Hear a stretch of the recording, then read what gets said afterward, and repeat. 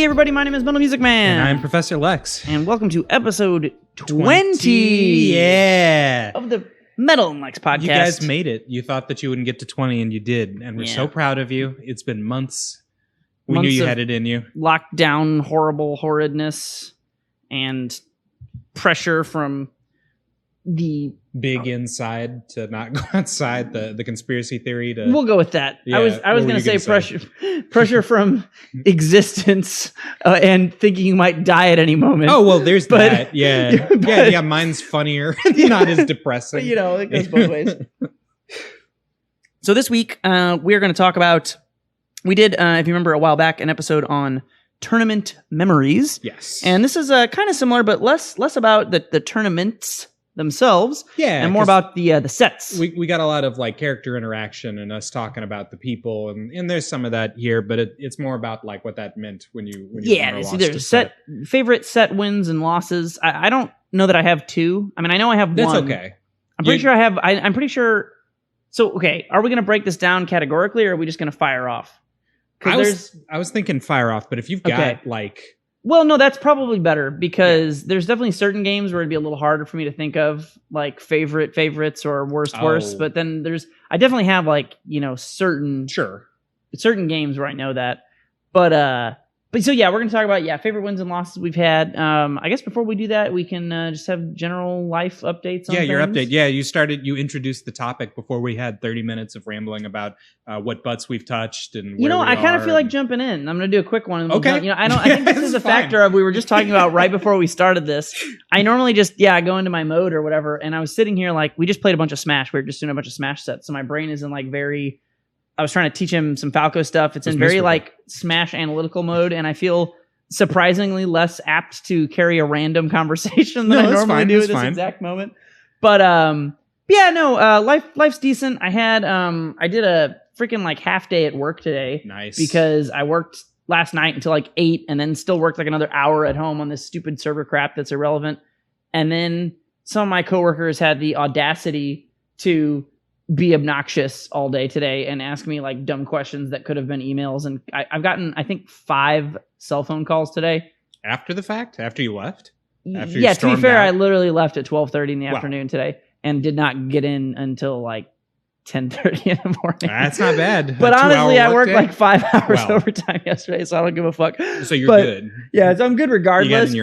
But it was just like shit that I just hate when people do that, when they ask you a question that doesn't need to be a phone call. Like it becomes an urgency. Like I was taking a shit earlier and it was like a particularly bad shit. So I wasn't paying attention so you're already in a bad the phone mood. Calls. Yeah. I get out. I see I have a missed call on my phone. I immediately get a text message that says, call me. I call the person and like the shit that they needed was it was like there was an event at work and here we go. See the rambles, they just come to me. It's so natural. Didn't take any prompting. So one of the reasons I was just like, I'm done today, besides the fact that I had premeditatedly decided I was going to do that. You knew in your heart of hearts. Yeah. One of the things that helped me along the way to leave early is that we have this event and all these like parents are organizing it. It's like a uniform sale. It's stupid. But for some reason, and this is so indicative of how my work has just worn me down. So I just the stupidity of humans and how it slowly whittles away at my existence. Your soul, my soul, the embodiment of what makes me me, and it just slowly dies over time. I'm walking from one building to another. I'm in the building where this event is taking place, and I walk out, and the people that are running this event are like, we're gonna leave this door open. We're gonna leave this door open because we gotta like do stuff, and we're tired of having to like open the door. Open the door, yeah. Because our huge hassle. Well, our doors. You got to put your hand on the knob. No, and then to be fair, it is like a security system. They need a card. Okay. They either had a temporary card, or someone there had one. Okay, someone, maybe not the person I spoke to, but this is like how much it's worn me down. My immediate thought is like, I should just program these doors to be unlocked, but I'm not going to do it for 2 reasons. One is that you didn't fucking ask me to just unlock the doors for you. Yeah. You prefaced this with some bullshit reasoning why you needed to prop the door open, which made me think they were like moving things and they needed their hands. Yeah, exactly. But they weren't. It was just an idiot human having an idiot solution that they hadn't thought out. But like in the past, I would have asked them questions and I would have qualified the situation. But I'm so worn down by the stupidity of the existence of other humans that I don't even do that anymore. I'm just like, okay, yeah, whatever. I don't give a fuck what you do. Bye. So I just walked away. Okay. It's not your heating bill. Exactly. Yeah. I'm like, and as I'm walking away, I'm like, this is stupid. There's obviously no reason for them to prop these doors open. But you're not going to find out what. But that they didn't ask isn't. me to program or to unlock the doors for them. They said to me, we need to prop the door open, which I knew was bullshit and stupid. But you took it at face value. But I just didn't care. Yeah. Also, no other person who knew that this event was occurring on my staff ever fucking. Literally, all you have to do. This is the whole email thing. Do you know how hard it is for me to program a door? How hard? I open up the door system and I say, open a door at this time. It takes about 5 minutes. And then you have to hack into the matrix. No, it takes about 5 minutes at most. That's like on a slow period of time. It takes like 5 minutes. So the problem is people know these events are occurring. They're like, I'm not responsible for this fucking uniform sale. Mm-hmm. I don't know what the fuck this is about. I don't care. And I don't care. And I don't have any interest. But no one on the staff or my other coworkers at any point, just all they have to do is email and be like, hey, Will, can you open this door? And then I'll do it. And then I'll respond to them via email and say, sure. And it could have been done 6 months ago. It could have been done a week ago. It could have been done this morning. Mm-hmm. Nobody did that either. So I literally just was like, whatever. And I walked away. Okay. So fuck it. Like, fucking prop the door open, kill the heating bill. I don't give a fuck. Nobody fucking else cares. So I don't care either. Why should you? Why should you? So I came back over after I was doing whatever the fuck I was doing after I'd left that building. And when I came back in, I had like another task. And I got sidetracked in this task because when I got inside the building and to the second floor of the building away from where these people were, I heard like a bird noise and I was like, there's birds because the doors are open outside. But it wasn't. It was just a bird chilling on floor 2 of my building. It had like gone up the stairwell and there's no like... It took the stairs? Did it have a key card to get in? Yeah, it must have asked someone to program the door. So this bird, it's so like, thoughtful of them to express what they wanted. Yeah, it's almost like basic human communication is really fucking easy. But the bird did it. The bird knew. So, it was a cute little like finch thing. It was really small. It was very confused. It had never been in a building before in its life. Never done Catholic school. Yeah. Didn't get the uniforms. Yeah, it was scared. There was a lot of... You've had that dream where you show up. A dogma that was... a religious dogma I wasn't signed up for. Yeah. You've had that dream where you walk in and everyone else has the uniform and you forgot yours? Or is that just me? No. I never went to like a Catholic school. Normally I'm naked. They have those dreams. Yeah. I don't normally have naked dreams. Well, I have dreams where I'm like, okay, we've talked about it. Yeah. I had a sex nightmare last night. Oh, congrats. I don't understand. Horrible? Yeah, it was horrible. I had a dream that my old boss, who is a nun, her like mom died. That's which sad. In real life, I think her dad died. I don't know if she even has a mom anyway anymore. I think she was spawned out of a pit of like apart. Jesus and dad semen or something. Anyway, so in the dream, this nun's mom died, and I went to a funeral, and the nun was like inconsolable. And at some point, my dream brain was like, "You should make out with the nun to make her feel better." And I'm like, the weird thing about a sex nightmare is that there's a part of you it's so not desirable. This is a nun who's like 67. Oh, so she's not even like a hot nun. She's just a nun. She's just a nun lady, and she has like, she's not at all Trumpian. She's very liberal. Oh no. But I would describe the way she speaks and acts as like somewhat Trumpian as well. Like the way she's got the same candor and the way she has like a cadence and a scatterbrainedness that is somewhat. That's dementia in Trump's case. He had it before he had dementia too. I feel like. Yeah, he was just weird and dumb. But anyway, so she's got like, there's a lot of things. There's no part of it that is. She's a very nice lady. I like her a lot. But like, I have no inkling of like desire to do sex things with her. But my brain is just like, here's you making out with a nun. And so then you're like sort of jarred because you're like not wanting to do it. You're wanting to wake up. And so you're like halfsies awake, like knowing it's bullshit. But then halfsies, it's like, it's happening anyway. And anyway, it was horrible. I ended up like going to a house with her and we didn't have sex, thank God. Oh, thank God. But it was like a lot of weird weird nun make out, but then I forget, we were doing some activity. There was an activity. And I feel like there was a board game. I don't remember. Canasta. Backgammon. Anyway, sex nightmares. Sex are nightmare. horrible. Yeah. This had a reason to be brought up. You were talking about the bird? Yeah. That was inside? Why would the bird bring me to sex nightmares? That's a good How did I question. get I'm not here? Sure. No, there was a reason. Religious dogma? Yeah, maybe something like that. I said, the uniforms. I was talking about the bird was upset because it didn't have uniforms. We followed the plot thread. There it is. We've got a clear line. There it is. Yeah. Okay. So anyway, so this bird was like, it was all sad and it was freaked out and it thought I was going to eat it. So I was trying to, anyway, I chased this bird for like 30 fucking minutes around. This is, is this today? You did this today? Yeah. So you were at work for 2 hours. And like 25% of that time, you were like hanging out with a bird. This is accurate. Okay. Okay. That's a much better day Lex's than I had. Soul at my job. I thought it was going to be a much different experience. At your job. This is actually though. But you have to understand, this is what makes it more bullshit and more obnoxious. Is like my job is so easy. All I need. If I worked with like you or other normal humans, it would be the easiest, best job of all time. It mostly is a very easy, good job, obviously. But like the things that make it dumb are just so... The wild finch chases? They're so dumb. Yeah. They're so dumb. I've never No, the finch chase is good. It's the fact that I had to do the finch chase because dumbasses left doors open. That triggered the wild for like 3 hours on a fucking 95-degree day or whatever. So anyway, I chased the finch around. I chased it on the second floor. It went up to the third floor. I chased it all the way around in a circle on the third floor. It went down to the second floor. I almost got it out one of the side doors and then another side door. Then it went down to the first floor. Then I got it out the side door almost, but it was like, nah, and it flew at me and hit me in the face and then kept running. Yeah. Then it went all the way back up the stairs and it was like that moment in a video game where, okay, I'm going to use Median XL, which is an extremely obscure Diablo 2 mod. So I'm going to have to explain that, but I'll try and be brief. There are bosses that when you kill them, you might do a lot of damage to the boss. But the bosses are like really punishing. And if the boss kills you, it heals itself for like a fifth of its health bar. Okay. And it was like one of those moments where you get the boss down to half health and you're like, I'm almost going to kill this boss. I'm almost going to kill this boss. And then you die twice and you're like, no.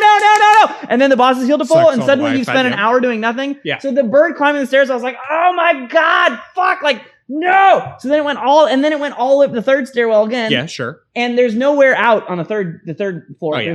There's no like no exit. Windows. There's only an exit on the second and the first. So anyway, I eventually got it out the second floor. And then I realized I had locked myself out the building, had to walk all the way around in my nice shoes that are brand new that I had worn for the first time today. I had to walk through all the grass. You got to break them in. I got what? You got to break them in, yeah. So anyway, where this is getting to is I'm taking a shit, okay, at home. I have gone home. The bird is resolved. Oh, no, I have to say that I set then, finally, after the bird, I was like, fuck you fucking fucks. And I set the doors to be unlocked. And I went down and I told the dumb people, and I was like, I am going to close these doors, but they are unlocked. And then they looked at me like they were about to complain. And I interrupted them and was like, I just chased a bird around for 30 minutes because you let a bird in. And they're like, we didn't even see it. I'm like, yeah, it's fine. Right, that's part of the problem. The doors are going to close now. And they were just like, then they were like, we're so sorry. I'm like, yeah, thank God there was a cute bird, or you would have, I guess, thought that I was the one being irrational. You fucking fucks. Fucking idiots. So anyway, I fucking closed the fucking door and I'm like, look, and I show them. I'm like, look, it opens because you have to show people this. They don't believe They don't believe that I opened it. They think that I'm going to close it and walk away and then it's not going to work. And so they have that panic attack. So you have to hold their hand to that panic attack and show them the door's open. And then I wasted 10 minutes walking around the other door trying to find somebody that I could tell because I knew they'd have a panic attack and I couldn't find them. So I didn't give a fuck and I gave up and then I went home. They can have their own private panic fuck attack. That. Yeah. Oh, actually, before I went home, I remembered that I had another task to do, but I forgot about it because I chased a bird for 30 minutes and it took all my attention away. So then I did that task. Then I went home. So I went home. I took a shit. I get done taking a shit. It's a bad shit. I fucking look at my phone. So mad. I have a missed phone call. Lousy shit. Yeah, I have a missed fucking phone call after this gross shit. Missed phone call. A text message that says, call me. I'm like, oh my God, this is like urgent. Probably. I just got home. I pick up the phone and they're like, hey, did you know that the doors are open? Yeah. And I go, yeah.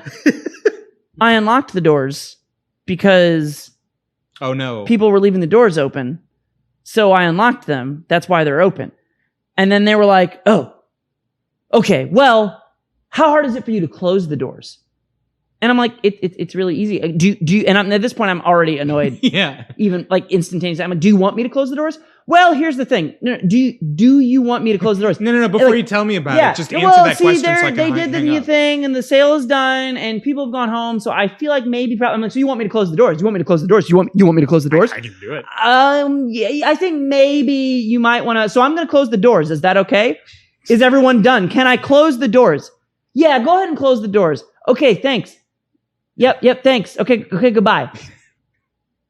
You did not need to do that. Just send me an email that says, "Hey, Will, close door." The same way you could have fucking emailed me to just be like, because here's the thing. They didn't even need to, I had to make an educated guess, which then is me shooting myself in the foot. I had to schedule these doors. I'm like, I'll just set them for an arbitrary time, 4 p.m. No one's going to be here after 4. It's fucking Friday. No whatever. one wants to be here. I get this call at like 2 after I took like a fucking hour-long shit of horribleness. Miserable hour-long Miserable. shit, yeah. I get this fucking call. And it's like, not only is it obnoxious because you called me when you could have just emailed me to close the fucking doors, it's double, triple, quadruple obnoxious because they're playing coy. No, well, yes, yeah. But even more so if you had, yes, but also if they had fucking emailed me ahead of time, this is the thing. They could have told me the start and the end time of the event. I wouldn't have needed to talk to any of these people. I wouldn't have needed to chase the bird. I wouldn't have needed to fucking talk to the stupid fucking parents that I don't want to talk to. I wouldn't have needed to fucking get interrupted during my shit, call you back at the end of my shit while I'm still having post-shit anxiety, pucker in my fucking butthole, fucking trying to think about work while my butthole's bothering me because I just finished this uber monster shit. You could have just emailed me and been like, we have an event. The event starts at 11 and it ends at 2. And I would have said, okay. Yeah. Fuck, I hate people, dude. I fucking hate people so fucking much. So anyway, I would rather chase that bird around to the end of my days than ever talk to another human being sometimes. Like, it is just unfathomable to me, the inefficient nature of other people and the way that they just, like, who calls someone to think about what they're going to say? I got a phone call because it was urgent that they thought they weren't sure why the doors were open. There's a pressing matter. Think about whether you want the doors closed first. Then think about calling me. Then don't call me because you don't need to. Then email me. The email, yeah. God damn it. Can I complain about my day? Yes, please. Because you look like you were having a lot of fun. I'm having so much fun. It's so great. God damn it. So I if you've met me, you know I've got a face. Yes, yeah, I believe I've noticed that you have a face. Yeah, we're friends. So if you tell me something like personal or something, that makes sense because like that's the sort of thing that you would do if you just share that information with a friend, right? And so I'm not unused. It's not out of the realm of possibility for people to just tell me shit. Like I back when I worked at GameStop, I was like, haha, this game is really expensive. It'll cost you an arm and a leg or your firstborn or whatever. And the guy I told was like, I already lost my firstborn. Like, don't fucking tell me that. Like, now I feel bad, but like, why are you sharing this? I didn't need to know that. So there's your preface. People see my face and they think I should talk to him. I get that too, oddly enough. You would think I would exude like pure hatred for all humans, but people really like telling me things. Yeah. They really like it. It's horrible. I hate it. And I like it if we're on the same page. I love talking about depressing shit. But if I go into the kitchen and 67-year-old Alice is microwaving an enchilada from the fucking freezer section. Is this the nun? And no, she's just an old lady who weirds me out. And she microwaves her fucking enchilada. And I'm like, hey, generic small talk enchiladas. And then she says, oh yeah, it's got cheese on it. Also, my daughter has ovarian cysts and might die. I'm just like, why the fuck did you just say that? Here we are talking about enchiladas. I thought it was understood that you were having a surface level conversation. Yeah. And here your daughter is with her potential death. And then they rapid fire double down. Yeah. So then you reel back and you're like, I did not want to hear about your daughter's ovaries. And then she jumps in with this chick always says grandbabies, which drives me nuts. So she's like, oh yeah, and then one of my grandbabies died in a fucking car accident or something. And I'm just like, I don't. Why? Please stop. Why are you? It's like someone who gets, they're a nervous talker, but it's always old basic white women that do this. I feel like are the worst offenders. It's like someone's generic mom who like they do what I call tragedy one-upmanships. Yeah. Like, I remember being in a car with my ex's family, and her mom we were driving to someone's house to eat dinner. Mm-hmm. And her mom was literally like 3 times along the way would just see a fucking like landmark on the side of the road and be like, oh, did you know someone died horribly there driving on this road? Oh, did you know someone over there was raped and murdered in the middle of the woods and they never caught? And I'm just like, no, I didn't. Things? And I'm a pretty dark person who likes talking about depressing topics, but like, why are you just randomly bringing up? Anyway. Horrible rapes and murders. People tell you about horrible rapes and murders at your work because your face is kind. This is much lower stakes, fortunately. Okay. So I'm walking in, and I'm walking up the stairs, and this guy who works in the building, he comes in behind me, and he's like, hey, how's it going? And I was like, I'm doing fine. I'm focused. I'm walking up the stairs. This guy is like 60 years old. I can outpace him. Yeah. And there's stairs. Dude's going to get fucking winded. I'm going to leave him in the dust. So I start hoofing it up the stairs, and he says, hey, Alex, that's your name, right? And I was like, yep, you caught me. You do know my name. Fuck. No. Damn, you cast the spell. Now I have to respond. Yes. And he says, I see you walking over there from Kiel. Kiel's the parking garage. It's like a 3-block walk over from Kiel to City Hall. And he says, how come it is that you never tell those bums to clean up after themselves?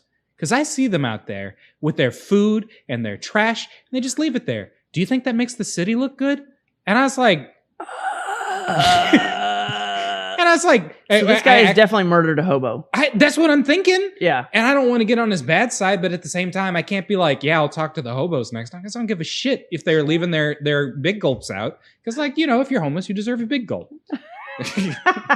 It's not like you're going to go put it on your coaster or some shit. You're homeless. But yes. So I was like, Eugene, I don't think they're as concerned about how the city looks as we are from City Hall.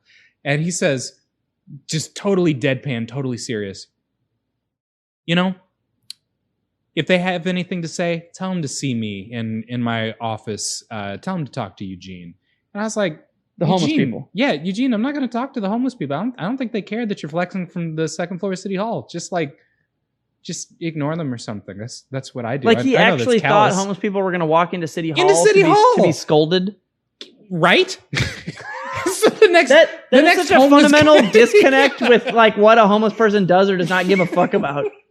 Oh, I'm so sorry. I do deserve a tongue lashing. Yeah.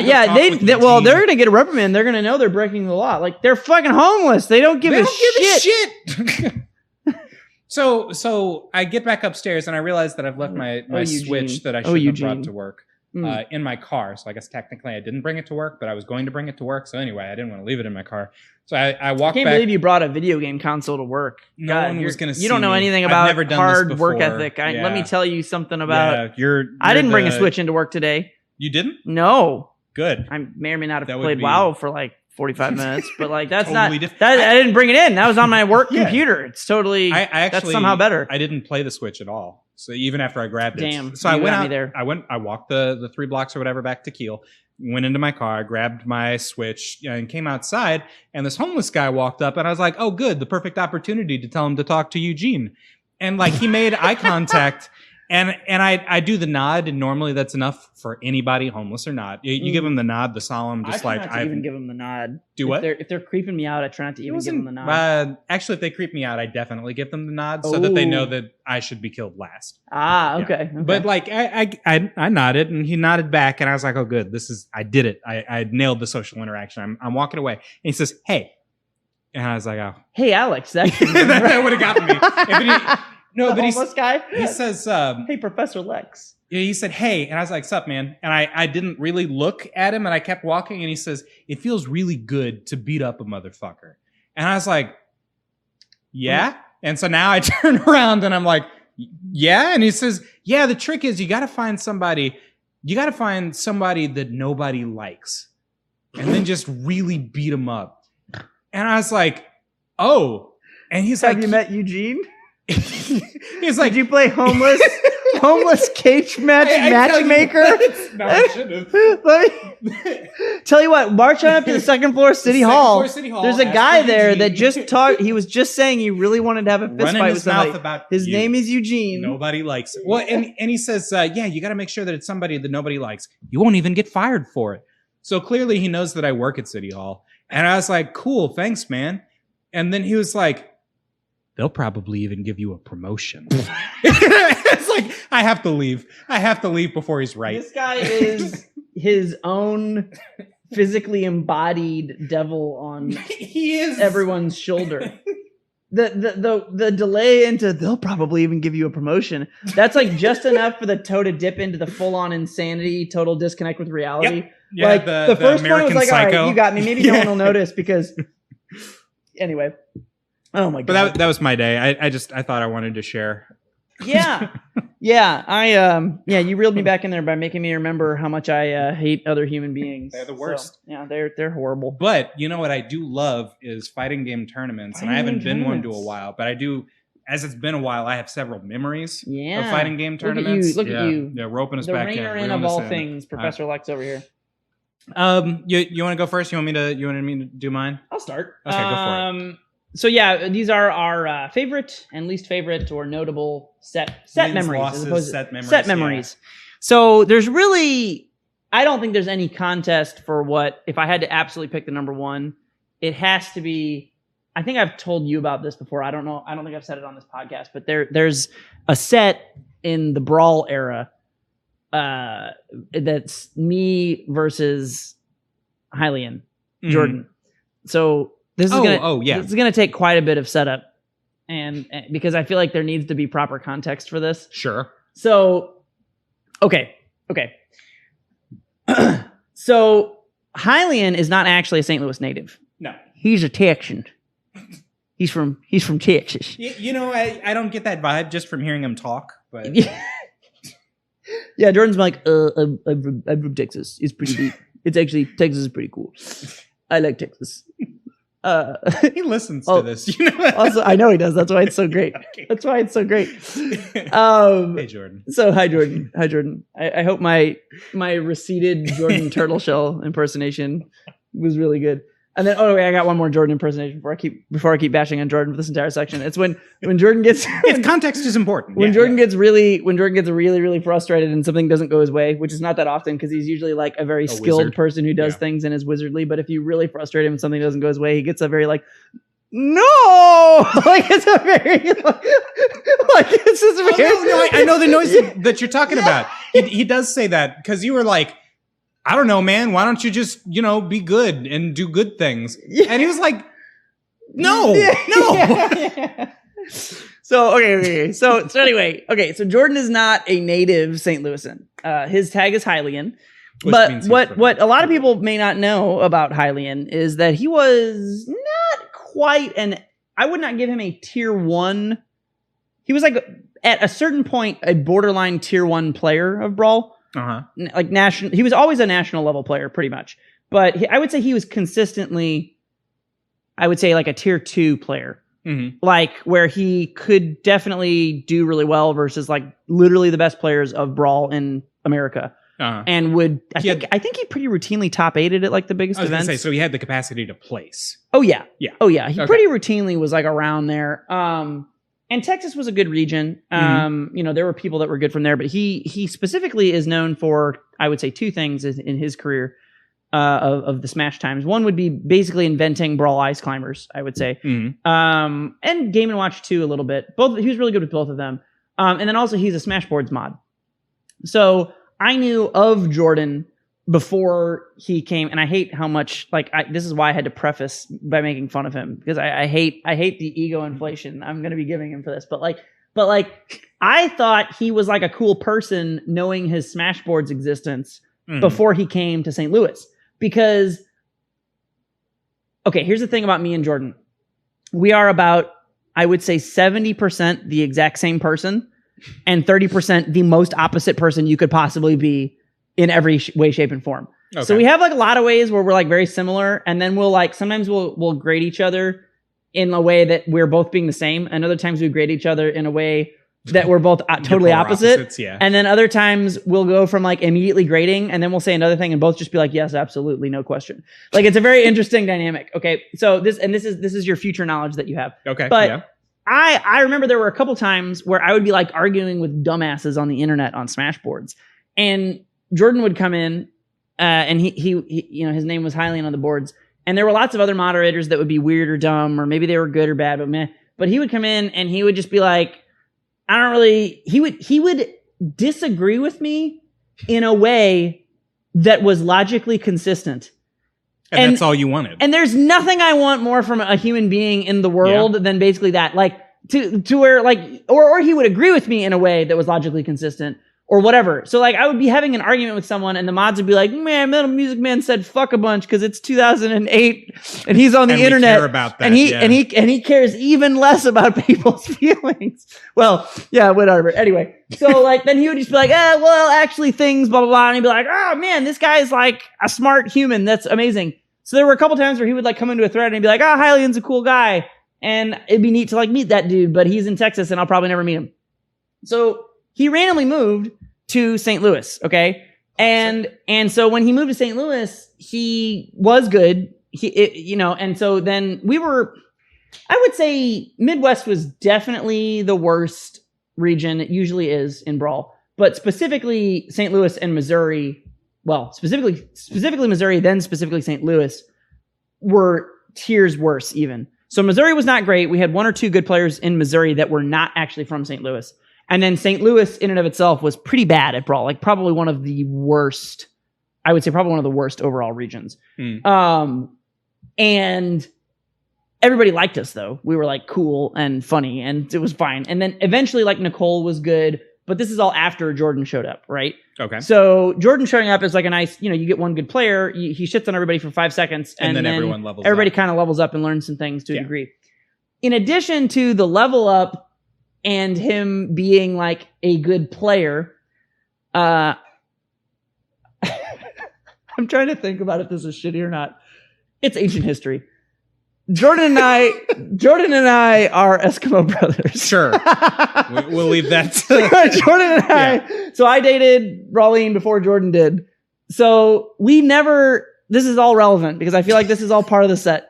We never really talked about it, but there was also never really any weird animosity about it. It was all a totally normal thing. Healthy. Well, yeah, I dated Rawleen and I wasn't like super, it was like a short thing. And then he ended up dating her for a while. And I remember like thinking it might be weird, but it just never was. It was like fine, which is kind of odd because I'm like weirdly confrontational. Jordan is weirdly non-confrontational until he gets to a certain topic. And then he's like actually capable of being as big or bigger asshole than I am. It just happens a lot less frequently because Jordan has empathy and I do not. Oh, wow. That's where we're on the opposite. So Jordan is like an empathetic asshole and I am a sociopathic asshole. Okay. I was going to use the S word to describe the behaviors you're explaining, So I guess that was one of the areas where we just like had like an understanding and it wasn't necessary. Right. But it's still like a weird thing that's like under the surface. Right.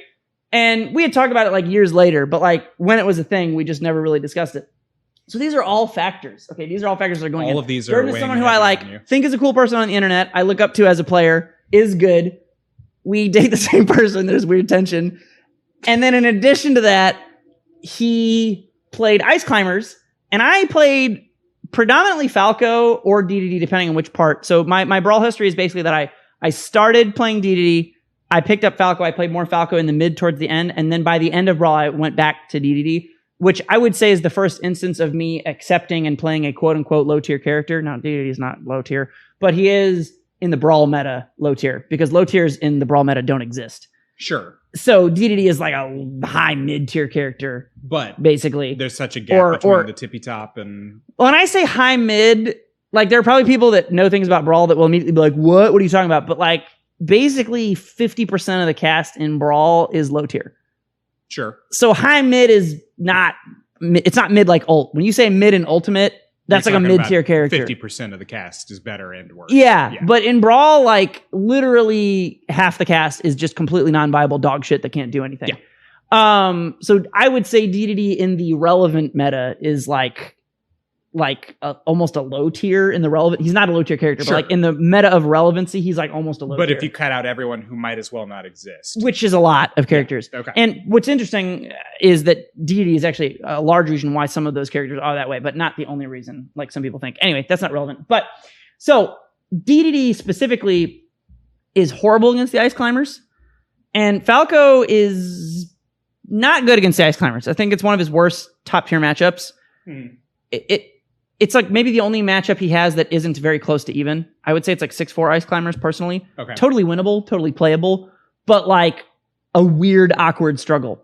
And so I had quit playing Falco because there were a lot more people picking up Ice Climbers towards the end, and it was a matchup that I just did not enjoy at all. And even though DDD was actually, in my opinion, a worse matchup than Falco in that, it's kind of like Honda Sagat. Yes, where you still have a mission statement. And you like it. And it's fun. And yeah, you like it. It's horrible. There were different little things you could do. One of them was like DDD had a huge grab range, and you could instantly forward throw, which even though normally when you grabbed an Ice Climber, they'd be able to punish you.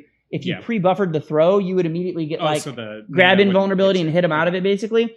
So that was really good. You could also Gimp, which is godlike, and you can split them up really well. So we played this set at Ogre Games, now that you have all of the backstory.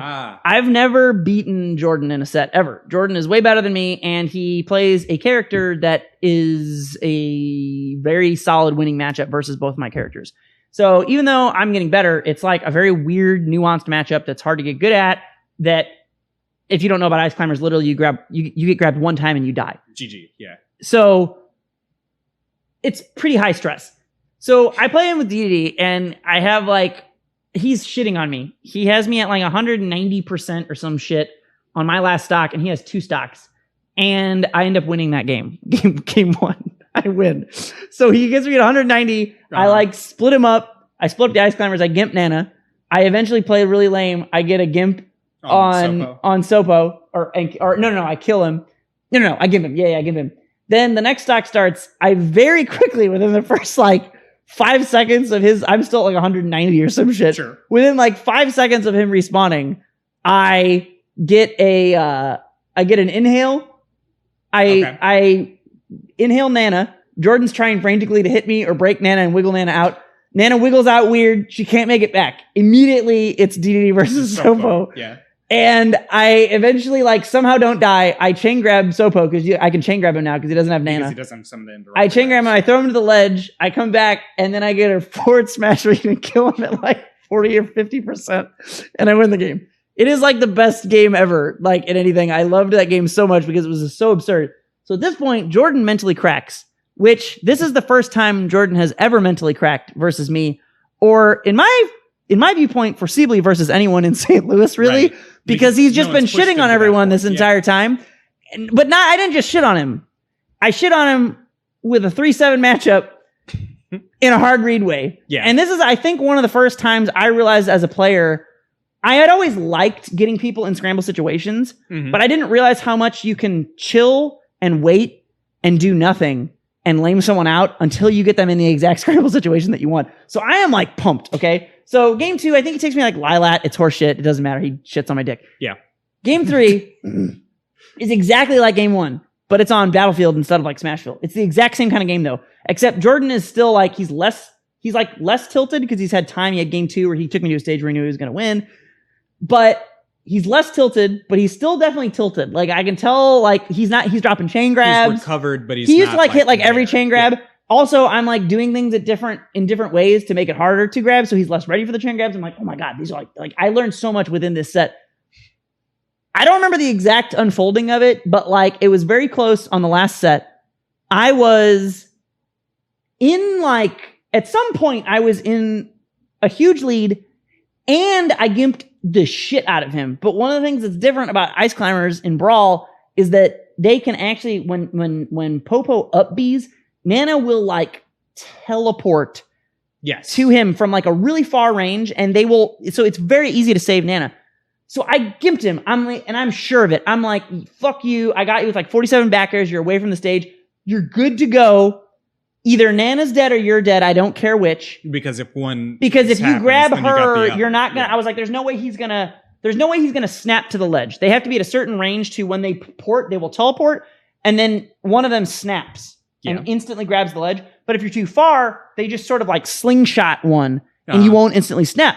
I'm like, you're fucking fucked. One way or another, I've either gimped Nana or you're dead. I don't care which. Do my recovery, go grab the ledge.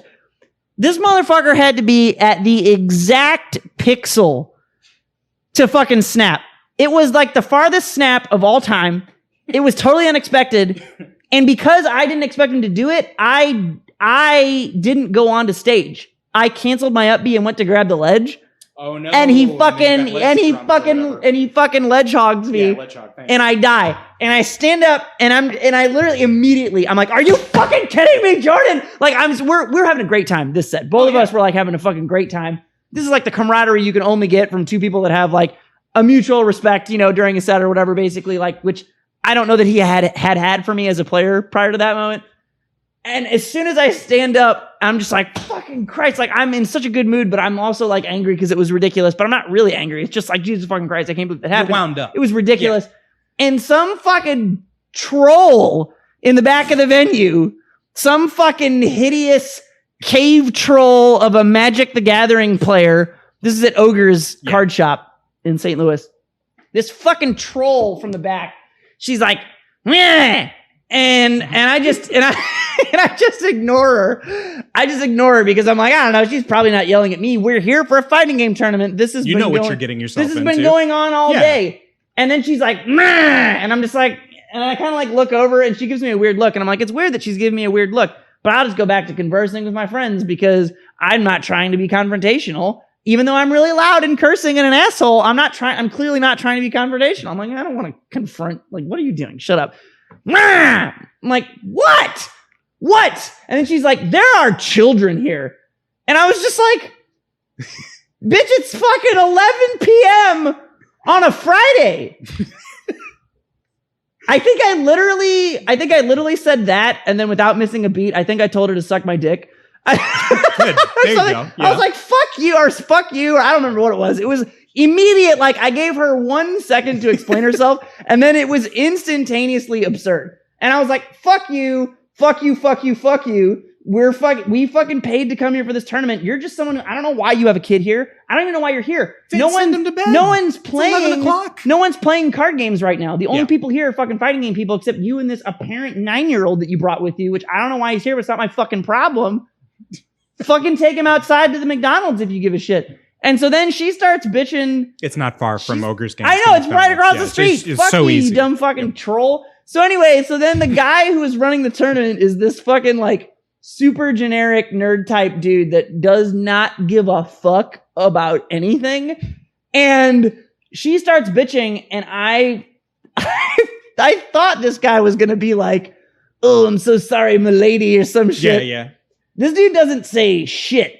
And she keeps going at him. And I'm just like, look, dude, I realize I'm loud and I'm cursing. I honestly didn't know the kid was there. But also, I don't give a fuck because it's 11 p.m. on a fucking Friday. Now that I know, and he's just like, care. Yeah, I really don't give a shit. It's totally fine. And then like, and the chick got so mad. Like from that, it was like even more mad, but like it was the kind of mad. I don't know if she knew the dude or if she just was angry in defeat, but she just like huffed and puffed and blew her house down and like ran into the back of the venue. Well, yeah. And I was like, yeah, fuck you. Like, I get it. I'm loud. I'm cursing, but you're a bad fuck you. We're all children. Here. We're all here to play this game. Everybody's been doing this all day. You're picking this moment. This is the moment. Like, fuck you. So anyway, that was a loss. That is one of my favorite. Yeah, Jordan trumps me at the end. That is probably my favorite set of all time. I will say. Okay. I think so. That's good. I have a couple others, but I'll hopscotch onto your turn now. Before I share my memory, I noticed you said that you really liked the scramble. You like putting people in scramble situations because you felt like you could get a read of the situation. Well, that's true. I think we already know I like scramble. That's what I want to do with people in general. But I think that was when I first knew it. We do have that in common. You have it in different ways. I was going to say, but very different. It's a specifically different very different ways. I feel like you Pharaoh like is not Pharaoh. I'll hold trifecta. Pharaoh is not a scramble player at all. He doesn't like a scramble. Pharaoh hates scrambles. That's fair. Pharaoh doesn't ever want to engage in a scramble. Yeah. We are the three of us, like a trifecta of a fighting game archetype. Because you and I are scramble, you and Pharaoh are tech skill, and Pharaoh and I are neutral. Okay. Yeah.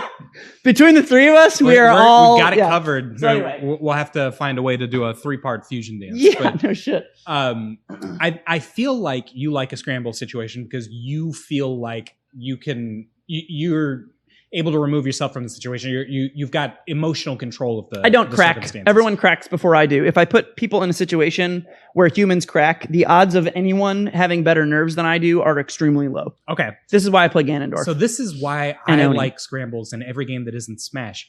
I don't have that same emotional or not for the same reasons. I don't have that same, like, you'll break before I do. Yes. You like scrambles for a totally different reason than I do. The reason why I like scrambles, for the totally different reason, is that, like, I always feel like I'm smarter than the other person I'm playing. Like, I always know exactly what it is that's going to get me out. Like, we're in a scramble situation. It looks like a scramble to you because you're stupid. I'm so smart. I'm so far above you. This just seems like a scramble. I know I've seen the frames. I've seen the matrix. I know what's going to happen. And obviously this doesn't apply in Smash because I don't understand that motherfucking game. Let the record state that everything Lex just said about seeing the Matrix is literally just butt slam 4 times in a row. And it works. It works 100% of the time. So I see the Matrix. You play like an idiot.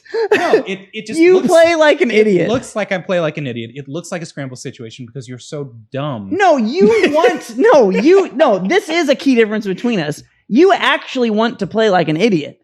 Okay? But you want to play like an idiot because you want to stress them, right? I will do the same thing, but the difference is I feel like I play neutral. Yeah. And I beat people in neutral. And then that lets me impress my will upon them such that when they're in a scramble, I have already like been winning neutral. I get them in a scramble and they're like, oh God, how will I ever come back from this because you can't beat me in neutral. Yeah. You put people in a scramble situation. And then when they think, oh God, how will I come back from this and win neutral? You do 47 different dumb things to put it back into a scramble again anyway. Because I know what that situation looks like and they don't. See, that's what I mean. I think we're both very good in a scramble, but I think and I think this is for the listeners that may not know this. Lex and I both, actually, I did play Honda for a long time starting out. And Honda, he speaks to a lot of those scramble situations, but the difference, and I think the reason you stick with him, is that Honda is also a tech skill character. I know you don't think he is because you're a fucking savant and you think hands is the easiest thing in the world, but it's not. Almost no one can do hands well. My little brother can do hands. He doesn't play fighting games. He's a Fortnite wizard. Well, then it's in your genes. Okay. I don't know. But not only can you do hands, you can do hands so effortlessly that it is completely irrelevant. It is as easy for you to do hands as it is for you to breathe.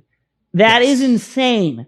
That is insane. Most people cannot do that. So that is why you stuck with him and I didn't. For me, I hit that tech skill barrier, the ceiling, and I don't want to do it. Honda actually does have pretty good neutral, but you need the tech skill barrier too in order to carry that. So you will oppress people with this is, I think, also a fundamental difference in how we intimidate people. We both want people to be in the scramble situation so that we can use our big brains. I think my big brain is a little bit more, we'll say guts. Your big brain is a little bit more Yomi, probably.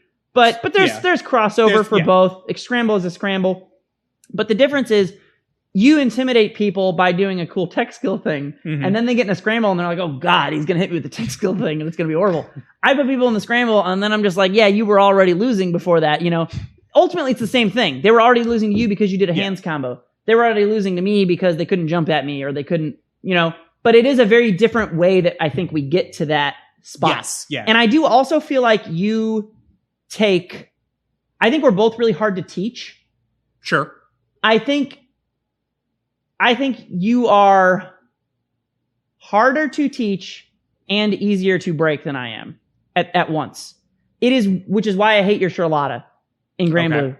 It is so hard to get you to not do up and down, and that is because it's already hard to get you to not do it, and that move is bullshit, and sometimes literally you just can't punish it. Yeah. So then you just get that. But I have noticed, like when I fight your Honda, especially now, as opposed to back 20 years then, after the fact, you like want a delayed tech, and I can hit you with like 47 things in a row, and then you will just never tech, or you'll say that you tech the throw. I feel like you tech the throw. I feel like it's harder to get you. You are harder to break than most people, but I feel like once I get a break on you, it's like a hard one. But that also, I think, is why sometimes you just steamroll me with hands because I can't get to the point where I break you, so it doesn't matter. Right. You know what I mean? And so I think you have that in common with like Mr. K too, a little bit, like where you're like stubborn and kind of, So I think the three of us have that. Pharaoh is not that. Pharaoh is like a glass cannon of emotion. Like Pharaoh, like if you get, but he normally doesn't. He doesn't get put in a situation. Yeah. Pharaoh doesn't break because he doesn't get put in a situation where he would break because he has extremely solid fundamentals and he just won't be there. Yeah. But if you put him in there, you're just like eat my dick, you fuck, like fuck you. But like so and I think we've all obviously playing together. Obviously, you work on those things, but yeah, I think you're accurate in what you're saying. Yes. But you just wanted to give more context. We need the context, and I also think I disagree with why you're bad at it at Smash. Okay. Well, you could scramble at Smash. You don't know enough about. Yeah. You know enough. Okay, you're still shit at neutral in Street Fighter. Your Ryu is dog shit. We've played. Fuck you. We've played. DiCapri's got good neutral. She has good DiCaprio neutral. Okay. You need a weird, stupid character that makes no sense to be good. But the difference is, this is where I'm going. This is where we just played for the viewers in the audience or the listeners. We just played Smash for a long time. I was trying to get him to play Falco because Falco is a not weird character that makes actual sense in Smash context. DiCaprio, you can play. You're not good with Ryu in Street Fighter. No. But you understand Street Fighter enough to understand Ryu? Yes. Yeah. And therefore, you know why DiCaprio Scramble is good. You do not have that context in Smash. No. That is your number one reason you suck at Smash. Yeah. Because you don't have that context. Freely admit it. You know the characters you want to play. Right? I get why you like Greninja. I get why you like Joker. I get why you like Yoshi. Bayo. I get why you like Bayo, whatever. But you don't know how to fucking play the game. No. So then you don't know when to do the good things. Whereas even though you hate playing Ryu, and actually your Ryu is in fact garbage, you do actually understand the concept of why low forward is good, when low forward is good, yada yada. I don't have to play Ryu in Street Fighter to get better. Correct. Yeah, but I should play Ryu, who is Falco. You already at some point in the past either theory crafted or played Ryu enough to be able to play your weird neutral. Yeah. And you have even, in fact, since you've been playing DiCaprio, when we've been playing Street Fighter 4 more recently, you've been playing really good neutral with her even more than you do with Honda normally. You could still improve on it, but like it is noticeable. So yeah, that's your problem in Smash. You need to learn the actual fucking game, but you just keep not doing it. I will fight it tooth and nail until the day I die. God damn it, Lex. So my tournament experience memory thing. Did I ever tell the Woo story on stream? My first major win. That's not the story I'm trying to share. I feel like you either told me or the okay. So I don't remember which. I'll do it quick. It was my very first Marvel tournament in St. Louis. I played a bunch of them in Springfield. It was my first one in St. Louis. And it was me versus JJJ back in Vanilla Marvel, way back in the day. Way back when. Yeah, and his team hasn't changed. My team has changed a lot in that amount of time. Marvel versus Capcom 3, correct. For those of you in the audience who don't know. This is a team-based game with three characters. That's important to the story I'm trying to tell. Lots of big combos. I played Wesker, Tron, and Phoenix. Wesker's a battery. He builds meter for Phoenix, who spends 5 bars to become a win condition. And Tron helps me as Wesker because her assist at the time was mostly invincible. So you call her out and she just like spits fire in your face and says fuck you and then leaves. You have to deal with her. Yeah. And usually that means blocking. And if you're just blocking all the time, then I'm going to hit you. Yep. And so that's what happened to JJJ. It was forced block into giving you a free mix-up. Yes. This is what Marvel players think is neutral. It is neutral. Marvel footsies look different from other games. Okay, I will agree with that statement, but when you unironically say that forcing someone into a block situation with an invincible move so that you can mix them up without any joking on your face, you say that is neutral. Marvel players actually think that shit, and it fucking kills me. I had to get in with Wesker. I had to use tools. He's got a good dash. He's got a good wave dash. He's got teleport, but the teleport has recovery. So that is to say, you will always be able to address me before I can hurt your feelings with Tron. There is neutral. It just doesn't look like it, and it's much faster. Yeah. Yeah. Beside the point, I was playing this really intense game with JJJ, and it was like the last game, and I was like apparently not breathing when I was fighting him, and so like I get the kill because you know how you sit there and you're holding your breath. It's so tense, and you're all caught up. This is the first time I had ever been in the finals of a fighting game tournament, and like a bigger one. I guess I've done pretty well in Springfield, but I forgot to breathe, and like after I got the final hit and I won, I went woo. I thought it was going to be like a manly woo or like nah, or, you know, get that Howard Dean and but instead it was we're going to take back the White House. but instead it was woo. And that's all I could muster before I almost fainted. Anyway, I'm playing JJJ again. It's not Vanilla Marvel anymore. It's Ultimate Marvel vs. Capcom 3. The expansion. The stakes have changed. Yeah, so they introduced a handful of new characters, handful of new moves for some of the existing characters. Most importantly, they rebalanced things. So Tron, who used to just give me free pressure as long as I could get in. And She's a real character in Ultimate? Well, she doesn't have good assists. Her Gustav Fire assist is... she was always a good character, and I enjoyed playing her on point. But if you played her assist or played her exclusively as an assist character, that merit was gone. And so I no longer had the fuck you assist anymore. I had to play like sincere neutral, which is why I dropped her. I've got side teams. yeah. Once again, I would like to illustrate how full of shit this man is. I had to play sincere neutral, therefore I dropped her. I'm going to frame that and put it on my fucking wall. I like playing her on point because she's fun, and you do have to play like sincere footsies with her on point. Her assist isn't good anymore. She's got like a mediocre to bad assist. Okay. And I couldn't play her the same way anymore, so she no longer fit that need for me. So I swapped in Magneto. So I played Wesker, who was a battery, Magneto, who was also a battery, and had a decent assist. For those of us in our audience that may not know about Marvel things, is a character that basically just is there to build you meter for your other characters. Right, because I'm still playing Phoenix on Anchor, and she still needs 5 bars to be significantly nerfed. But yeah, Dark Phoenix, who's still a win condition, just not as good as she was in Vanilla, because they halved her health. Still the best character in the game. No. No? Dark Phoenix. Dark Phoenix. Not Phoenix. Oh, Dark Phoenix is the best character in the game. Gun question. Maybe like top 5? Okay. Questionably. Because Phoenix used to be the best character in the game. Yeah. Even by herself. Yeah. In Ultimate, Phoenix is nowhere near the best character in the game. But if you get a Dark Phoenix, you're probably fucked. It is a win condition. 80% of the time, if you get a Dark Phoenix. They halved her health, and she had the worst health in the game before. So she used to have like, you could kill her with 1 bar. And then they halved her health, and then you could kill her off of a straight touch. Yep. Yeah, so that...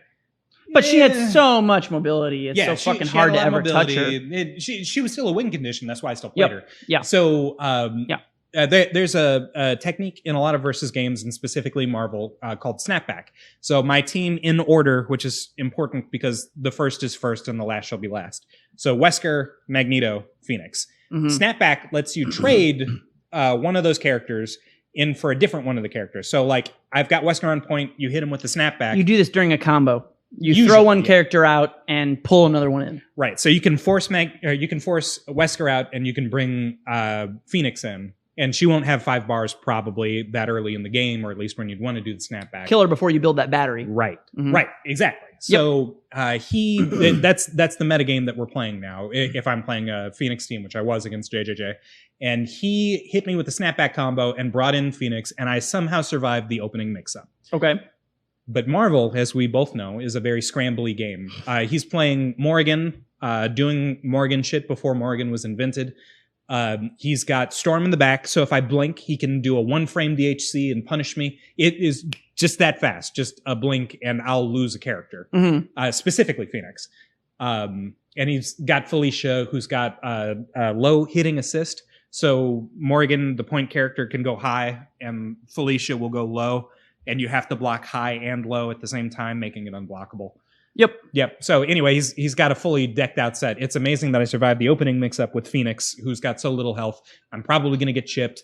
I need to do something. And there's a bunch of fucking fireballs and characters and girls screaming all over the screen. And I thought to myself, Alex, you're in a scramble situation. You're smarter than JJJ. That's not true, but I did say that to myself at the time. And I was like, in this scramble... It doesn't matter. As long as you have a play to outsmart him, you'll win. So I blocked, and I blocked, and I blocked, and I got out of all of the pressure. There's a cooldown after you get snapped in before you're allowed to tag back. And I tagged immediately, as soon as I could, into Magneto. So Wesker 1, Magneto 2, Phoenix 3. When you do your snapback, the input is quarter circle forward and partner 1 or partner 2, right? So if he's trying... Assist 1 or assist 2? Assist 1 and assist 2. So I tagged into Magneto, which put my team out of order. So now I've got a sandwich with Magneto on top, Jean in the middle, and Wesker at the bottom, right? Yes. And when he hit me, because of course he did, because he's got unblockables and he's better at Marvel than me. When he hit me, his brain said, all right, do the combo, bring Phoenix back out. She's in the anchor position. It only makes sense for Jean to be in the anchor position because that's where she needs to be for the battery to work. But when he did that, because I was so fucking smart, because I was so much smarter than JJJ, he didn't bring in Jean. He brought in Wesker, because I put Wesker in the 3 slot. So he could have picked her, but he picked the wrong snapback input because your order changed. Because my order changed. Yeah. So normally this wouldn't come up. It only came up because I was so fucking smart. And so he brings in Wesker. Wesker's got a lot of health. He hits him again. And suddenly I've got 5 bars. And I was like, I did it. I got my 5 bars. I've got my win condition. I'm a genius. I'm smarter than JJJ. I'm better than and that means that I'm better than JJJ. Yes. And so Jean comes out, and then he hits me with what will later be called the Japanese tech, where he just steals a bar of meter. And so I don't have 5 bars anymore. I've got 4. And then Jean died. And so Wesker's How do they steal a bar? Side TAC. You do a combo. You launch them into the air, and then normally you bring them back to the ground and do a super and hurt them or kill them. Instead, you can do what they call a team aerial combo, where you do up, down, or side. And if you do up, you get increased damage. If you do down, you get a free meter. If you do side, then you steal a meter from your opponent. Well, that's a built-in mechanic in the game. It's a built-in mechanic in the game. Naturally, as a Phoenix player, I want to tech side so that they don't steal a bar from me, right? Yeah. So what he does is the down or the up, but we'll say down team aerial combo, and I'll tech wrong by doing side. When I do side and he does down, that locks me out. I've been wrong on my team aerial counter. You're tech locked out. Yeah, I'm tech locked out. So then he cancels the down TAC into another side. TAC. Yeah, gotcha. And I'm locked out. I am forbidden to do my side tech. So if he does, so you have to down tech first. What if you down tech first? What happens then? If I down tech first, then I do a team aerial counter and you I'm get out of the combo. Yeah. Okay. But why would I down tech? I should side tech because I'm a Phoenix player and I want my bars. Correct. Yes. Yeah. I got it. It's really clever. The actual way that I found out to do it is you do a really delayed tech on side when you know they're doing it. They flash and then you do it really late. And usually if they do it too late, then they won't be able to get it. But that's one of the things I actually like about Grand Blue versus that late throw tech. Yeah. I like that being added to the game. Yeah, you have less advantage and less reward for teching late than you would teching early. I like that a lot. Yeah. No, I've never heard that one. That's interesting. So and then he still beat you then? He won. He won because he's better than me. And that was did we both tell losses on the first one? Yeah. Okay, nice. It was such a defining moment for me because I was right. I was, per my conditions, smarter than JJJ. I wasn't actually, but I outsmarted him. I outplayed him. Well, you did, and you were right, and then he had another level of the Yomi. Yeah, it wasn't enough. Yeah. And so that is the moment where I was like, what I'm doing isn't enough. I really do need to learn how to play neutral. I really do need to play in a way that suits me. And that's when I made the swap from my Phoenix team to that's my when I picked another character with an invincible force block assist, and that's when I learned what neutral really was. I did have to learn what neutral was again because they didn't have invincible assists like that anymore. That's good. No, but it is an interesting choice that they made. But it forced me to have to learn neutral. I had to relearn neutral. I had really oppressive offense, but I didn't have neutral. I had really oppressive offense and I could block very well. This is you. But none of that is getting a hit in neutral when neither of us is at advantage. Well, so you would say definitively though your biggest weakness is neutral, do you think, as a player? Overall? I think mine is definitely tech skill. I think I only have good technical prowess compared to people who don't. Mm-hmm. And in the realm of people who want to play fighting games, I have some of the lowest innate technical capability. You have dumb hand syndrome. That is, I mean, I'm very good. Yeah. We're better than normal people, even in terms of tech. I'm so much better than normal people that people can't fathom why or how I could be that good. But compared to the subset of players who are good at fighting games. Mm-hmm. I am, I think, much worse than most. I would say I'm definitely worse at technical things than you and Pharaoh by a large margin. You know, and that's not to say I can't do combos. I'm not I'm not Arturo Sanchez where I just literally do no combos and only play doll. I'm not that guy. I'm nowhere near that bad, but like I'm not great. I would say I'm proficient. I feel like it's probably neutral for you. I really do feel like it depends on the game because I had to learn neutral in Marvel 3. I don't know enough about Marvel to say how bad your neutral is in that game. I have good versus footsies. I do still make mistakes. I'm not like great at it, but that is not the problem so much for me anymore. But like Samurai Showdown, I have solid enough fundamentals and footsies like traditional fighting. You're a lot better at footsies in that game than in standard Street Fighter. It's because it's all there is. And there's still some. I'm going to disagree. I think it is partly that, but I also think it's because you get so much fucking damage, and because your character gets setups off of footsies. Well, yeah, because I'm rewarded. You're rewarded with a setup for winning footsies. Which makes you go ooh. It gives you. So you got me. Your character. I'm not denying it. On your stick. Yeah. Okay, we're a little over an hour here, but we'll do some little quick ones, I think, as well. Yeah, go for it. So I have two other. Oh man, I think I have three other favorites, but they're going to be a lot shorter than the other one. So the one is that there's this guy named Think-A-Man in St. Louis, early Brawl days. This is like before Hylian was there, and so this is very early Brawl, like release area Brawl. So Think-A-Man plays Jigglypuff, who is a bad character. But she's got really good aerial pressure, and if you fuck up, she can rust you and kill you. Yep. So Jigglypuff is a bad character who she's kind of like, I would say Jigglypuff has a very similar concept to a character like Ganondorf, but a completely polar opposite design and application to a character like Ganondorf.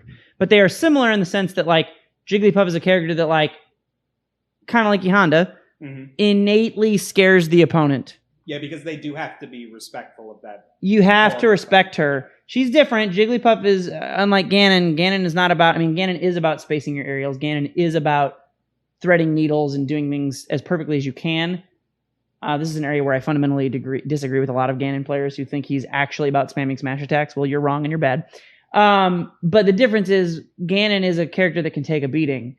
And so you do want to play as perfectly spaced as you can, but you also, as heavies often do, you do need to leverage the fact that you can take a punch to gamble, so to speak. Jiggs is not that way. You gamble with Jiggs, you just fucking die. Jiggs is about actually spacing as perfectly as you can to avoid getting hit because she is literally a balloon. So Think-A-Man, there were so many tournaments where I would get second or third place routinely for the first year of Brawl, and I would just get to Think-A-Man and he would just fucking shit on me. And I was playing DDD. And DDD is, it's got to be at least 65-35 DDD in the matchup. But I just couldn't, I was just like, he just does a thing or I can't, what do I do? And I think I relate to like your current struggle in Smash because I kept trying to like make things happen. And what I eventually realized versus him is like, I was like, oh my God, if I just react to everything that he does, he's completely helpless. Now, that is kind of a ridiculous statement to make versus some characters. Like, well, of course, if you just react to literally everything your opponent does, of course you're going to win. That's not what I'm talking about. Because that's basically you outplaying the other person. Yeah. Because you can't actually react to everything that someone does. No, it's impossible. For the most part. You can't block a 25 frame over. But you can react to a lot more of what Jigglypuff does than you can to what other characters do. And part of that reaction is the mental fortitude to not always try to punish every single thing, but to know that if he hits you and your shield's low, then you run away and you let your shield recharge, and then you wait and you have a full shield, and either he misspaces one of his aerials or you power shield one of his aerials, and then I grab you. Well, DDD's got a grab that did like 15% damage, which was a fuck ton of damage in that game. That was the highest damaging throw in the game. So I was like, oh my God, if I just react to what he does, and I grab him when he misspaces, and I don't give him anything for free, eventually he'll have to try and make an opening, and I will grab him and I will back throw. And then I will literally win for free via attrition because he is a tiny balloon that has no weight and I'm a fat piece of shit. And that's what I did. And then I never lost to him for like a million tournaments. And that was when I actually was the best brawl player in St. Louis for about a year. I did that with DDD and I did that with Meta Knight. And so I would gimp other people with Meta Knight and I would go DDD versus Think Command and I would just beat him with attrition because he couldn't do anything. But there were so there were multiple tournaments, but specifically I remember the tournament where I had that realization and it like never shifted back. But prior to that, there was like almost an entire year or 6 months or I don't know, some long period of time where there were multiple tournaments where I would be like winning versus him and he would do like a completely stupid rollout, like the worst move of all time. And he would like win the tournament with a rollout. And I was like, and I would be like, what the fuck? This is like old. I mean, this is like old. Nobody knew what they were doing. So those are good. I also have another brawl one where it was the first time that I super traveled. I went to MLG Dallas. Ooh, look at you. I was doing really well. There are two things from this tournament that I will never forget. One of them is the first time I had ever been heckled because I didn't know. That's my cross to bear as a Phoenix player. A guy came to Dano's and said, "Hey, are you Professor Lex?" And I was like, "Yeah." All right. And he was like, "Hey, fuck you. You play Phoenix." And I was like, "Oh my God, thank you." Let me specify. This is the first time I had ever been properly heckled by a black dude. Yeah. Okay. You just have to say the full Hallmark treatment. Okay, I got you. Because I was a brawl player. There weren't hardly any black people early in brawl. There were some, but I wasn't in the proper FGC. They all played Falco and they were nice. Yeah. Yeah, exactly. There you go. So I had been heckled by like random dumb 12-year-old suburban white kids who came to the tournament and they're like, "You can't chain throw, that's illegal." And I'd be like, fuck you. Like, I feed off your hate. It's made me what I am. That's a great song lyric. Listen to Burn in Silence. They don't exist anymore. Anyway, yeah, I was just like, I feed on your hatred. Fuck you. So I went to MLG Dallas and I'm having this run and it's really good. And I lost to some really good player somewhat early on, right? Like I was like, I don't remember who, some popular, good top player. I don't even remember who because it was like whatever. But then I had a really good run in losers. And there's this motherfucker, Kid Goggles. I will never forget his fucking name. He's a fucking Sonic player and he wears goggles and his tag is Kid Goggles. Classic. He's apparently a perfectly nice dude. But I had never been heckled. Hall Hawk syndrome? Yes, it was Hall Hawk. I had never met a Hall Hawk in my life. Exactly. This is the first Hall Hawk I've ever met. So I'm playing this dude named Tommy, and he is a twin. It's like Tommy and Timmy. They're twins, and they both play Rob or some shit. They're both like, they're known. They hosted tournaments in some region. They're known. And this guy's like pretty good. But I'm like, I can beat this guy. I can fucking beat this guy. I beat him game 1. He narrowly beats me game 2. Game 3, I'm winning the entire game. Okay? I'm winning like the entire fucking game. And eventually, I'm like, look, I can't find a kill. I'm playing Falco now. Yeah. But I'm not going to force the kill. He has to approach me because I'm Falco. That is my fucking prerogative. Fuck you. I'm just going to make him approach me. And so I'm getting him to like, he's at like 200%. And Falco, there's like, it's very hard to kill in Brawl in general. But Falco is a thing where if you hit a nair and fast fall it, you can nair into up tilt and it'll kill it like 200% most characters. Okay, around there. So that's like your win condition. Like, right? Once you get him there, like, you probably could have found a kill earlier than that. But if you don't, you've got that. He's right around that percent for a really long time. He's trying to time me out. I'm like, whatever, I don't care. Fucking come approach me. This is the first time I've timed someone out in Brawl, really. It's very hard to time someone out in Smash because it's like an 8-minute timer. And the reason that timers are, if you've ever wondered, the reason timers are long in Smash is because it's actually very easy to time someone out in Smash. Because and you can just spin that whole time right away. And so, because of circle camping and it's a whole thing, platform fighters. But anyway, so by increasing the timer, you decrease the incentive to time someone out. Yes. Because there are more chances and more likelihood that you will find that opening and kill them. At any rate, I'm going, and I'm doing super duper well. And this whole time, I don't even know why. Kid Goggles is heckling the shit out of me. I don't know why. And all I can think of in my brain is like, why does this guy hate me? Why does he hate me so much? Because he's saying shit I've never heard before. Like he's also saying some shit that's like he knows how to play Falco, and he's like, he's just doing that fucking shit. Look at this. Yup, fucking knew you're gonna do that, idiot. And I'm like, God damn, how did he know? I was gonna do that. Fuck. And like, I do not crack easily at all. And like, this is the first time I've ever experienced someone like calling out what I'm gonna do to an entire crowd of like 300 people. Like, look at this guy. What's his name? MetalMusicMan. Fuck this guy. He's on the BBR. He's fucking ass. Who let this guy in the BBR? I'm like, oh my God, all of my worst fears. God. It's like when you walk down the street and you get heckled by like a random person who's a douche and you're like, I don't care, fuck you. Versus when you walk down the street and like a 9-year-old comes up to you and they're like, you got a pimple on your cheek, you fucking idiot. And you're like, oh no. Like they instantly know the exact, this dude heckled me so good. I've never in my life. And like, I remember like DMing him on Smashboards afterwards and being like, hey man, no one's ever heckled me like that before. And he was just like, oh, really? That's just like what we do where I'm from. And I'm like, fuck, I don't even understand how to. You guys are this was like, fire. I had no idea. So anyway, what happened in the tournament set, I was going to win versus Tommy or Timmy or whatever the fuck his name is. I think it was Tommy. I was going to win by a timeout. I was 100% going to win. He grabbed me and he threw me and I was like, oh, whatever. I'm going to like jump out of the way. And there's only like, I think there were literally like 15 seconds left. And I was like, I'm just going to jump out of the way and do this thing. And he ate my second jump with a laser and then hit me with a top. And I just couldn't make it back. And I died with like 8 seconds left and a 200% to 60% lead. And then I turned around and Kid Goggles was just like, you fucking idiot. And I was like, fuck! God damn it! So that's how I got like 42nd out of 500 at an MLG event once. So yeah, that's a good one. And then the other one is when I finally won a Bar Wars tournament, which is when it feels good, right? Yeah, I finally beat Truth. I had gotten second so many times. Yeah. So that one's really memorable. Second place for a while. Dude, I was perpetually second all the time at Bar Wars. I won a handful of tournaments. It was towards Super. It was earlier in Bar Wars' existence on the timeline. I sort of fell off. I was always, better than everybody else. But yeah. I didn't win as many tournaments for a while. So, but it feels good because you know the people and you've been grinding against them for so long, and they're characters, but they're also your friends, and then. Am I wrong? Is that you're right. That not why it was good for you? That is why it's good, but it was also good because of that same. It is that, yes, but it's also that same realization that I had versus Think-A-Man and Brawl. I remember feeling that the realization that you have that you are going to beat someone who typically you do not beat. Yeah, because you've got like their number, and I remember realizing that versus like Truth, like really hard because Truth is such a lame zony player, but he's also really good. Like he's one of my favorite players of all time because I think we've talked about him on the podcast once or twice, but like he looks like he doesn't know what he's doing. He looks like he's a low-level player.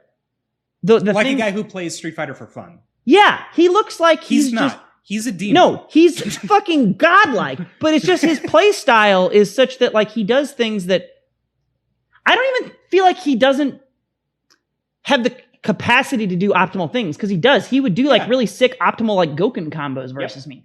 But then a lot of times he would literally just like jump and throw and sweep, and that was the only fucking thing that he did. Because that's all he needed. That was all he needed to do. Yeah. He's one of my favorite players. He might actually be my favorite player. Your favorite Street Fighter 4 player? I think he might be my favorite player in like any local scene that I've ever like Truth God is just like he is something else. But anyway, I remember like getting him in a situation and like doing certain things and then him coming back and pushing me, like I remember that. But then also, it was, I had been practicing with Dankster Dave, who is also known as Future Wrestler for those of you who are Smashers, may remember that. I had been practicing with him before we went to that tournament and he beat me for the first time in like all the sets we played. He like never beat me. And we were like, damn, Dave's going to win the tournament. And then Dave went 0-2 and I won the tournament. which is really funny because we felt like I was playing like shit and he was playing really well. But yeah, so that's a good one though, because I had always done well in Street Fighter 4, but I never, it's interesting to me how I think I was pretty fucking good at Street Fighter 4. But it's interesting to me looking back that there are some very key tiny things that I could have done. And I actually might've been like a great player. I was never a great player. I was never great. Like I would always, I never made it out of pools at Evo. I always I think I got third every time in my pool. And it was so fucking frustrating. Yeah. Especially for the King second. But if only the top two go, then like third place becomes second place. It was so frustrating. And I think it's just stuff that even though I think I was much better at the game, there's stuff that I've learned stepping away from Street Fighter 4, playing Street Fighter 5. Because there are actually things I did learn from Street Fighter 5. Street Fighter 5 teaches you really well about turns.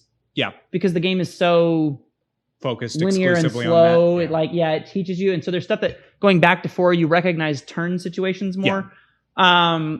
So there's stuff like that I learned going back, that looking back on some of those events, it was like, it did feel good to finally win, but I'm like, man, I could have won. I was really good, but I could have won way more consistently than I did if I had some of those little nuggets at that time. So, yeah. Tournaments, man. Yeah. Let me do one more before you slam shut. I'm having a great time. This is a great topic.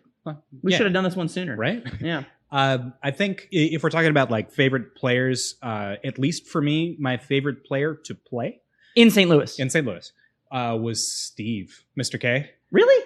Yeah. Interesting. For a reason I don't... I mean, I know you guys get along, but I'm surprised that would be... No, set aside whatever camaraderie we have. When I played him, because of the way that I play... did he just go into his super fundamental mode that he has? Yeah. Yeah, that makes sense. Yeah. I broke him of that because I actually can play fundies. Unlike you're the reason why he plays Leo now? No, okay, so here's the thing. Yeah. There was a time when he beat me with Ryu for that exact reason. Yeah. And I thought I would never be able... He broke me. Yeah. You got guard. He broke me, and I was like, I'll never be able to beat the way he's doing it. And then eventually I pushed him off of Ryu again, and he went, So once upon a time, Steve, I think Steve studies the same way I do. He looks at tech, and he gets way more into frame data than I do. But like, I think you guys are pretty similar players. Yeah. He's just a lot better about playing neutral than you. Yeah. Neither of you wants to play neutral. Oh, I think he wants to play neutral. I think he wants to play neutral when the other person is helpless and bad against it. Yeah, that. And I think, assuming he plays someone who's on his footing, I think he does not. I think he does not want to play neutral. Huh? That might be why he plays Leo in Guilty Gear. But so like, I was playing. We were fucking around in Marvel, and I'm much better than him at Marvel for what difference that makes in the grand scheme of things. But like, I thought, I mean, that makes sense. Marvel was never his game. Yeah, no, it wasn't. But I played Spider-Man Wesker, and I hit him with what was supposed to be an ultimate web throw reset. And if none of these words sound real to you, don't worry. They don't sound real to a lot of Marvel players. You do a gunshot and then a gunshot OTG. You do your combo with Spider-Man. You do a gunshot OTG with Wesker, and then you do web ball. Web ball is a unique move because it puts them into a capture state. And then when they come out of the capture state, unlike normal, they can be grabbed. So like, if you have a new character come in, like an incoming mix-up, and they come in from a snapback or from a character death or whatever, you can't grab them. So if you jump up and do a grab input, it'll hit them or do like a hit, assuming that they don't press any buttons. The ultimate web throw foregoes that. Without understanding all of these things, that's the only way that if you don't understand why this reset works, that's why it works on you. Right? Yes. And that's what I thought I was going to do to Steve, but because Steve's a fucking wizard, not only did he know how it works, that I was going to do it, that it was coming. He had the specific obscure niche knowledge because he teched in off of the capture state and then grabbed me out of my ultimate web throw. I was like, fuck off, Steve. You don't play this fucking game. What are you doing? And that was like, that's him to a T. That is Steve to a T. Mr. K he knows all of the weird tech. Yeah. He's actually why I do use Oni Ultra 2. Because he had like a couple sessions versus me when I was playing Ultra 1. Oni Ultra 1.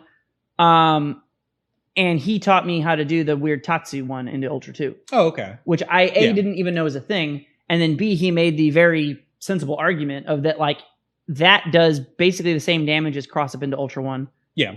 It's only a little bit less. It has more corner carry, and Ultra 2 is a much better anti-air. And I was like, because that was the main thing that made me not want to use 2 is like, if you get a cross up slash, raw Ultra 2 does so little damage.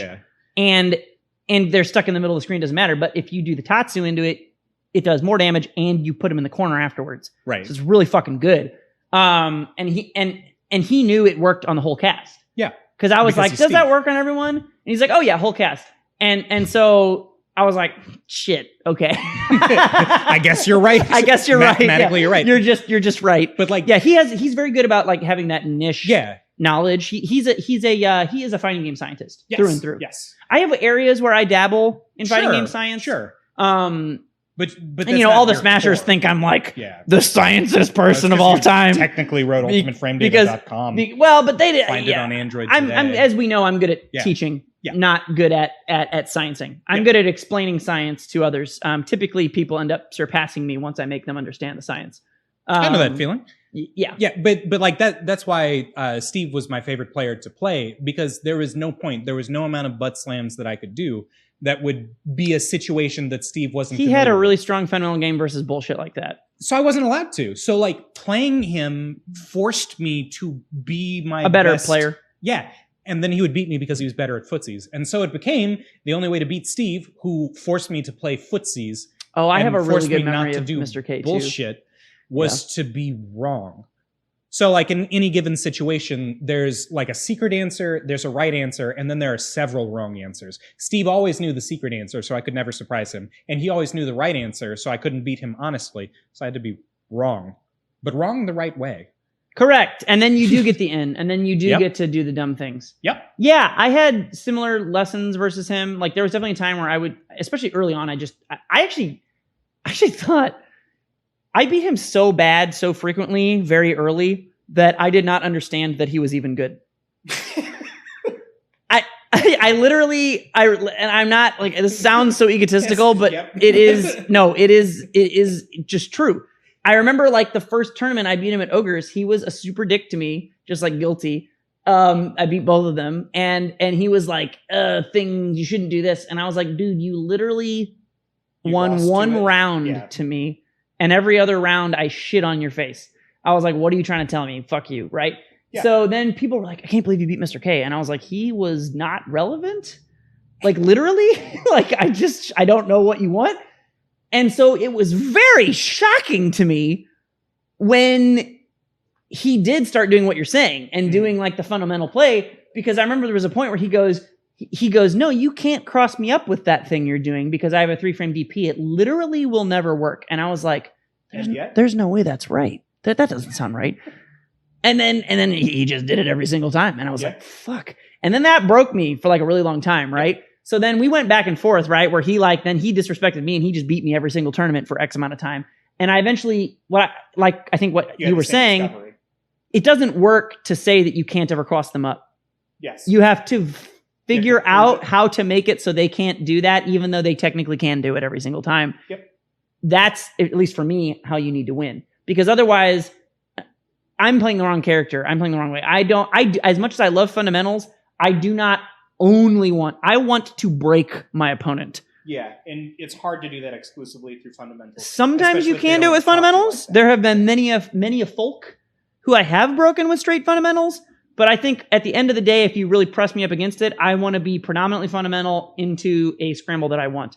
But the specific Steve memory that I have that I don't think I'll ever forget, it's actually one of my favorite things that has ever happened during a tournament. The set itself was not that great, which is why I didn't bring it up, but it was after we had been through this. So I didn't give a shit about Steve. Steve hated me and thought I was a fraud and eventually climbed out of getting shit on by me and shit on me repeatedly and was like, ha ha ha ha, you are a fraud. I knew it. And I was like, fuck. And then I came back and then eventually we had a more proper rivalry, okay, of like back and forth. I would say I probably won more often than I lost him, but it was pretty close to a 50-50, depending on what time you sample. Yeah. So we had gotten to that point.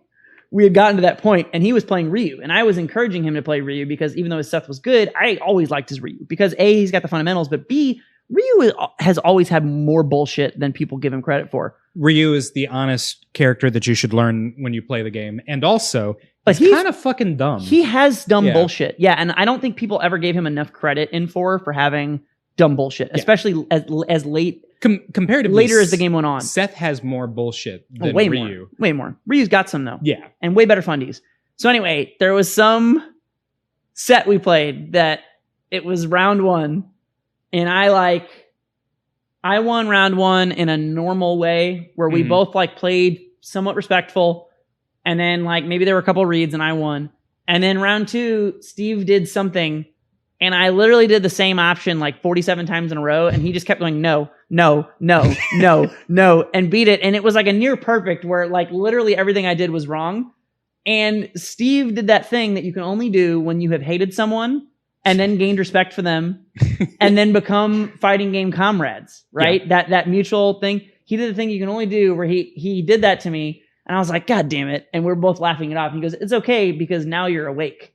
Because he knew from playing me that sometimes I am asleep and an idiot and do dumb things, and I literally will not. And I do think that's another weird plus and minus to me as a player. If we're archetyping ourselves, I am the kind of player who does play to the level of their opponent. Yeah. And some people, I think I do that on purpose. I don't know. I think it's just sort of the way that I play. I play my opponent. And so if you don't do a really good thing, I won't do a really good thing either. Pharaoh is the opposite of that. Pharaoh is a technically proficient textbook player. Yeah. Steve is a little bit more both of those things. I can definitely play fundamentals, but like it is not, I can't do it the way someone like Pharaoh does. Pharaoh is like a perfect robot a lot of the time. You know, like I said, like he will just do the right thing. And then that's also, I think, why he's worth the scrambles. But yeah, Steve saying that to me is like, I'll never forget that because he said it and I was like, yeah, you're right. Thanks, Mr. Steve. And then I fucking won the set. But like, because he woke you up. Well, I think I would have woken up anyway, but he prompted the wake up in that camaraderie way. He pinched you. Yeah, it's like I said stuff to him where I was just like sometimes he'd hit me with like a particular like autocorrect DP. I'm like, you fucking Mr. K and your autocorrect, you know, things that that's the most beautiful thing about fighting games, if we can gush about that, is the way do you think you know someone better after playing? No, I know you think that you do, but do you think, I'm going to compare this. Okay.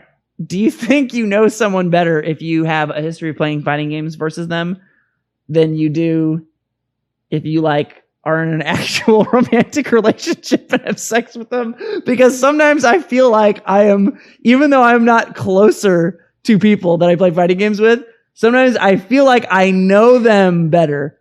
Like I really know how their brain works. Because if you love someone, you just like care about them.